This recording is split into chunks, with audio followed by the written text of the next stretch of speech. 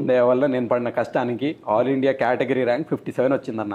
57 all India category. ఈ process లో నాకు నేషనల్ లా యూనివర్సిటీ ఒడిశాలో సీట్ వచ్చింది. సీట్ వస్తే అక్కడ యావరేజ్ గా పర్ ఇయర్ సీట్ వచ్చినాక కూడా 2,70,000 ఏమో ఫీ పే చేయాలన్న మనం. అని చెప్పేసి లోన్ తీసుకో, లోన్ ఏదో ఒకటి చేసుకొని సీట్ వచ్చినాక చదువుకోవచ్చులే, ఫస్ట్ అయితే సీట్ రావాలి మనకు అని చెప్పేసి చదివినా సీట్ వచ్చింది, అంత బాగానే ఉంది.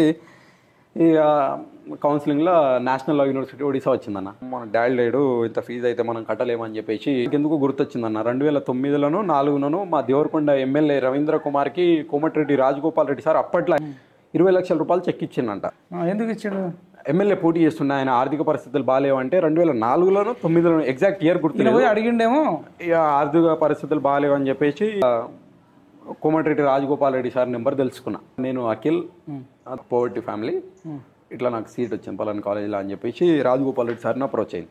ఇమీడియట్గా రాజగోపాల్ రెడ్డి సార్ నాకు కాల్ చేసినారు, పలానా దగ్గరకు పంపించారు. నాకు తెలియకుండానే నా కాలేజ్ ఫీజు కానీ, నేను ఇక్కడ నుంచి కాలేజ్ చేరుకోకముందే మా కాలేజ్ వైస్ ఛాన్సలర్ మన తెలంగాణ అతను, మా వైస్ ఛాన్సలర్ కూడా ఫోన్ చేసేసి మొత్తం ఆల్ సెట్ రైడ్ చేసేసాను రాజగోపాల్ రెడ్డి సార్. అంత పెద్ద వ్యక్తి మనకు వితిన్ 24 hours టైంలో రెస్పాండ్ అయ్యి నేను కాలేజ్ చేరుకోకముందే ఇదంతా చేయడం ఏంది ఈ ప్రక్రియ, భగవంతుడు బహుశా నాకు ఏదో మంచి రాసి పెట్టిండని బలంగా నమ్మినన్నయ్య.